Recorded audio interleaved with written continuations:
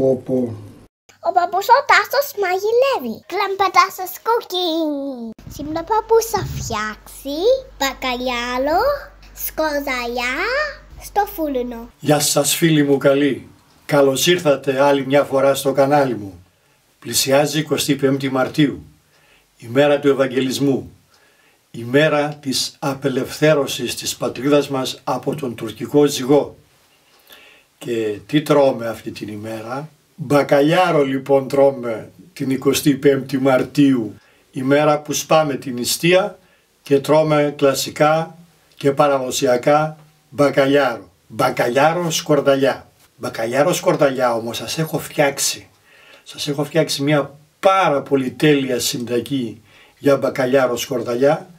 Να μπείτε στο κανάλι να τη βρείτε και για φέτος, αν θέλετε να κάνετε τον παραδοσιακό μπακαλιάρο σκορδαλιά. Εγώ σήμερα θα σας φτιάξω μπακαλιάρο σκορδαλιά στο φούρνο. Βεβαίως, άλλη μια συνταγή που μου ήρθε από την κυρία Μαργαρίτα Αθανασακοπούλου από τον πύργο Ηλίας και συγκεκριμένα από το Λαμπέτη. Ας ξεκινήσουμε να ξαλμυρίσουμε πρώτα τον μπακαλιάρο μας και τα άλλα τα λέμε στην πορεία. Πρέπει λοιπόν πρώτα να ξαλμυρίσουμε το μπακαλιάρο. Αυτό θα πάρει λογικά 2 μέρες και θα πρέπει κάθε ένα 8ωρο να το αλλάζουμε και το νερό. Θα το βάλετε σε ένα σκεύος το οποίο να χωράει στο ψυγείο, γιατί θα τον ξαλατίσουμε στο ψυγείο. Τα πτερίγια δεν τα θέλουμε, οπότε μπορούμε ήδη να τα κόψουμε. Κόβονται με ένα ψαλίδι.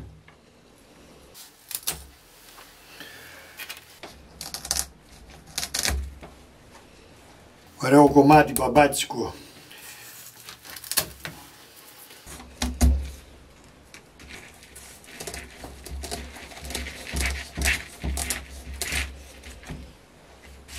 Θα το γυρίσουμε από την άλλη μεριά να δούμε πώς είναι. Τέλειος. Οπότε τώρα θα το κόψουμε σε κομμάτια μερίδας ή ό,τι μέγεθος θέλετε. Θα του κόψουμε την ουρά.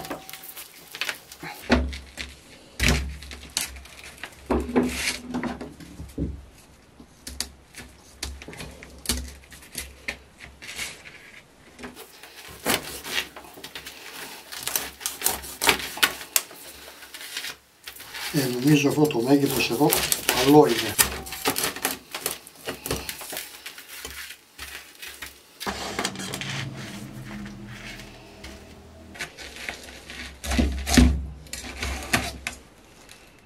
Τέλειος.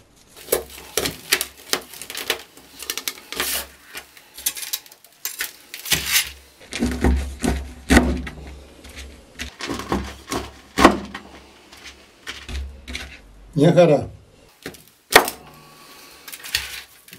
Έτοιμος κομμένος.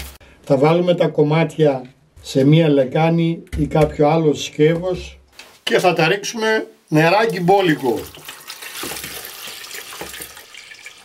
Να τα σκεπάζει καλά το νερό και παραπάνω να είναι δεν πειράζει. 2 ημέρες στο ψυγείο, κάθε 8 ώρες αλλάζουμε το νερό. Τα λέμε μετά από 2 μέρες.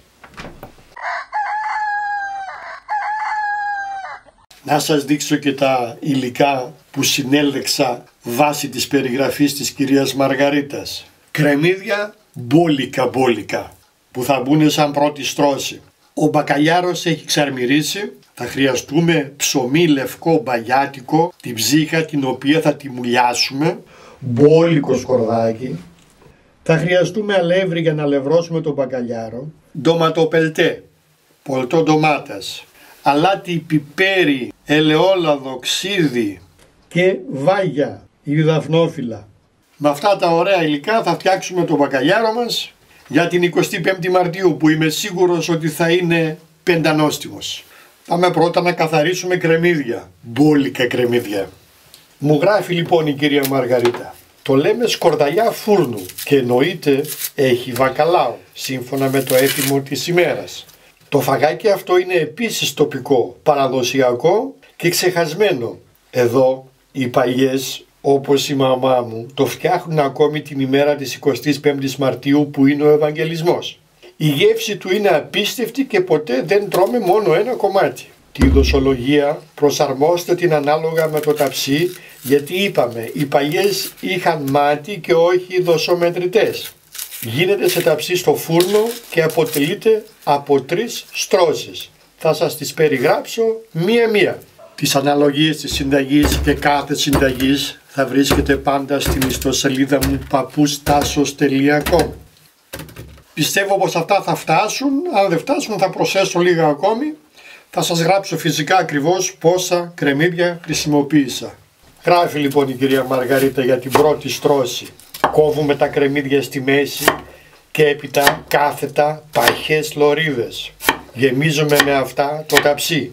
Πρέπει να είναι πολλά, γιατί με το ψήσιμο χάνεται ο όγκος τους.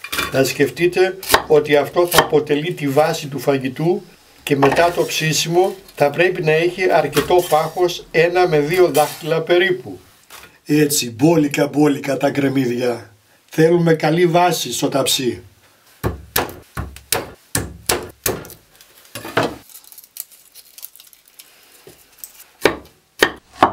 Λέει η κυρία Μαργαρίτα, κόβουμε μπόλικο σκόρδο σε λεπτές φετούλες. Πιστεύω να φτάσει. Ήταν ένα κεφάλι ολόκληρο. Θα ρίξουμε νερό στο ψωμί να μουλιάσει. Γράφει η κυρία Μαργαρίτα. Τρίτη στρώση.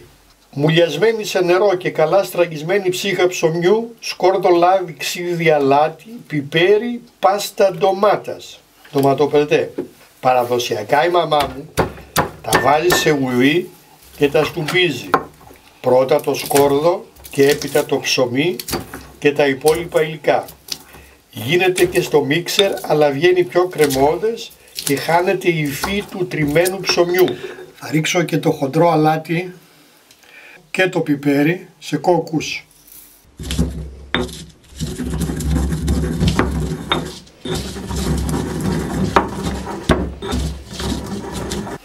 Βάλτε κατά βούληση σκόρδο και ξύδι ανάλογα την προτίμηση. Και εγώ όσο νομίζω θα βάλω. Αυτή θα γίνει η σκορδοπάστα για την επικάλυψη. Θα προσθέσουμε ντοματοπελτέ. Και εδώ πάλι όσο νομίζετε, εγώ θα βάλω μία κουταλιά της σούπας καλή. Και θα το δω μετά στο τελικό αποτέλεσμα. Θα του βάλω και λίγο λάδι.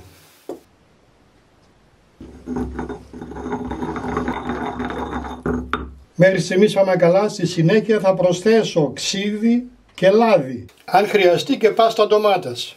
Εσείς φίλοι μου που δεν έχετε κάνει ακόμη εγγραφή στο κανάλι μου, μπορείτε να το κάνετε σήμερα. Το κουμπάκι είναι εκεί κάτω δεξιά. Πατήστε και το καμπανάκι και κάθε φορά που θα ανεβαίνει καινούριο βίντεο θα παίρνετε ειδοποίηση. Να είστε καλά. Γράφει η κυρία Μαργαρίτα. Θα στύψουμε καλά το μουλιασμένο ψωμί. Υπολογίστε την ποσότητα των υλικών σκεπτόμενος ότι αυτή η σκορδαλιά που θα βγει πρέπει να καλύπτει όλη την επιφάνεια του ταψιού σε πάχος περίπου 1 δαχτύλου ή και περισσότερο ανάλογα πάλι τα γούστα. Εμείς ζητάμε από τη μαμά να την κάνει παχιά τη στρώση αυτή. Μέσα στην ψύχα του ψωμιού την οποία την έχουμε στύψει καλά θα ρίξουμε την πάστα μας. Αυτό το ωραίο μείγμα που κάναμε.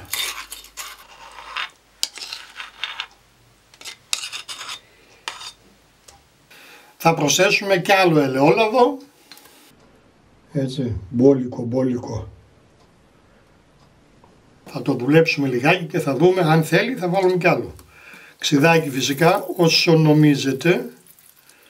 Αλλά καλά είναι να τσιμπάει λιγάκι ο μπακαλιάρος και η σκορδαλιά του. Ανακατεύουμε.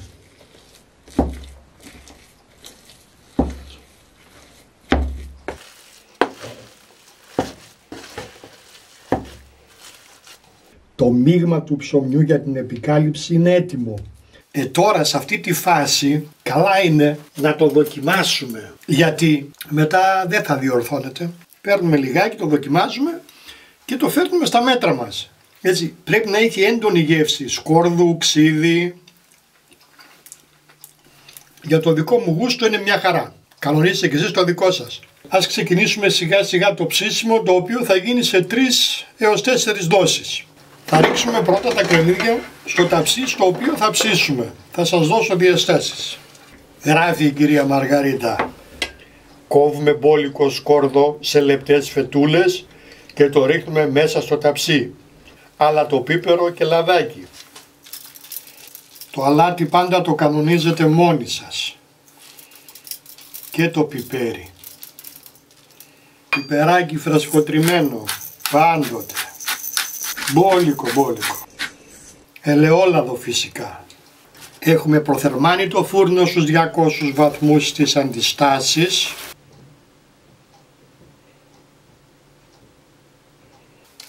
Και τα δαφνόφυλλα ή βάγια ή όπως αλλιώς τα λέτε στο χωριό σας. Ανακατεύουμε και στρώνουμε ομοιόμορφα. Να πάει παντού αλάτι, πιπέρι, λάδι. Πάμε για την πρώτη φάση στο φούρνο. Γράφει η κυρία Μαργαρίτα. Ψήνουμε ώσπου να μισοβράσουν και να πάρουν λίγο χρωματάκι. 32 το ταψί.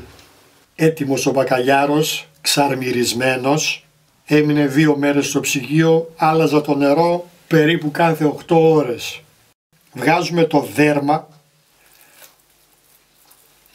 Έτσι ακριβώς. Εάν θέλουμε μπορούμε να τον ξεκοκαλίσουμε τον μπακαλιάρο. Αλλά λέει η κυρία Μαργαρίτα. Δεύτερη στρώση.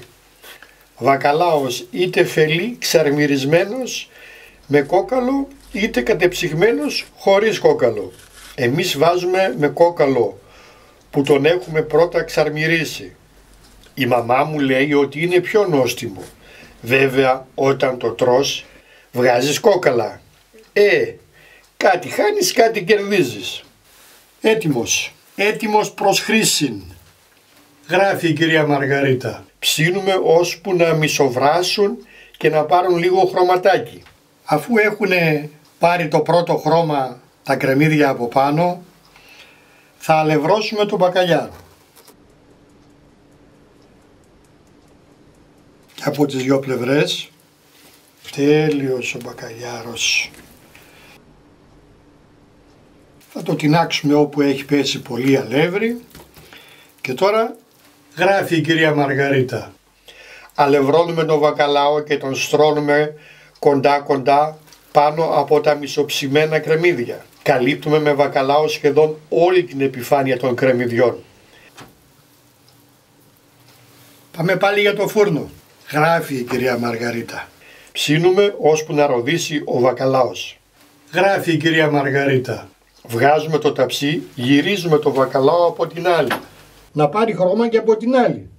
Εγώ για μένα θα του ρίξω εδώ τώρα πριν το γυρίσω λίγο πιπεράκι μαύρο.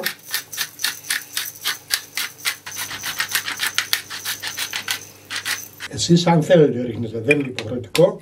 Το γυρνάμε. Γράφει η κυρία Μαργαρίτα.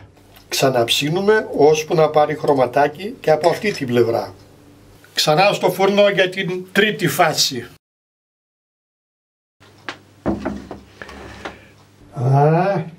Μοσχομύρισε, μοσχοβόλησε το σπίτι. Έχει πάρει και από την άλλη πλευρά χρωματάκι ο μπακαλιάρος, οπότε τώρα ήρθε η ώρα να του ρίξουμε από πάνω την ωραία πάστα που κάναμε. Τη σκορδαλιά, αυτή είναι η σκορδαλιά.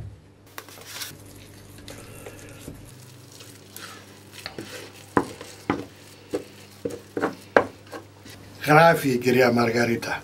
Μόλις ο βακαλάος έχει πάρει χρωματάκι, βγάζουμε το ταψί και στρώνουμε τη σκορδαλιά από πάνω ομοιόμορφα. Κυρία Μαργαρίτα, εντυπωσιάστηκα. Πραγματικά εντυπωσιάστηκα. Γράφει η κυρία Μαργαρίτα. Ψήνουμε μέχρι να πάρει χρώμα. Πάμε για την τέταρτη και τελευταία φάση στο φούρνο. Αν μοσχοβόλησε λέει το σπίτι. Μπακαλιάρο σκορδαλιά. Έχει πάρει ωραίο χρωματάκι. Γράφει η κυρία Μαργαρίτα. Βγάζουμε και αφήνουμε να σταθεί μέχρι να γίνει χλιαρό για να κόβεται. Αφού λοιπόν του δώσαμε χρόνο να δέσει το φαγητό και είναι ζεστό ακόμη, δεν καίει όμως, γράφει η κυρία Μαργαρίτα. Κόβουμε μεγάλα τετράγωνα κομμάτια και επιτέλους το απολαμβάνουμε. Κύριε Τάσο, ακόμη και αν δεν παρουσιάσετε τη συνταγή, σας συνιστώ να το φτιάξετε γιατί η γεύση του είναι πραγματικά μοναδική. Τώρα θα πρέπει να δούμε αν το πετύχαμε. Γιατί καλά μου τα είπε η κυρία Μαργαρίτα, αλλά και εγώ πρώτη φορά το φτιάχνω. Με τα κρεμμυδάκια του από κάτω, τον μπακαλιάρο ενδιάμεσα, τη σκορδαλιά.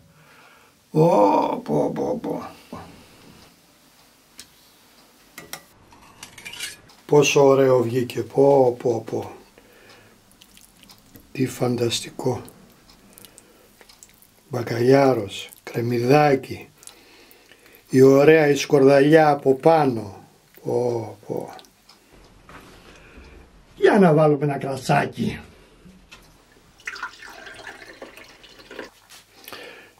Στην υγειά μας φίλοι μου, χρόνια πολλά στους εορτάζοντες.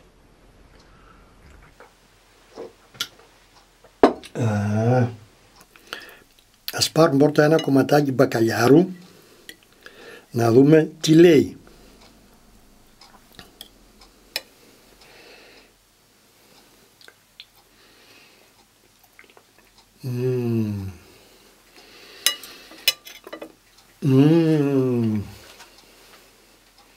Αριστούργημα.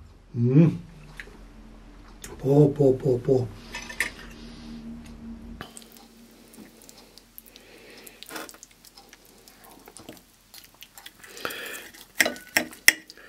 Να και η σκορδαλιά.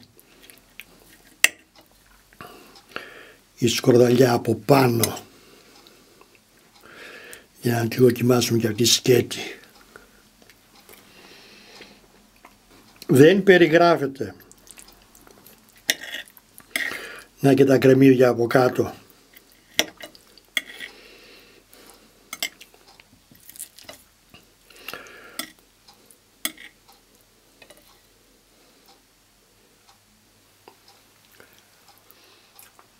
Τι τέλειος συνδυασμός, ο μπακαλιάρος με τα κρεμμύδια και από πάνω αυτή η φανταστική σκορδαλιά, ένα αριστούργημα.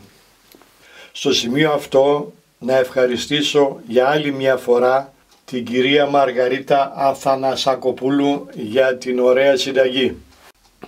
Πρώτη φορά το δοκιμάζω, σας το συνιστώ ανεπιφύλακτα. Να είστε καλά φίλοι μου. Και όπως πάντα με αγάπη, Παππούς Τάσος.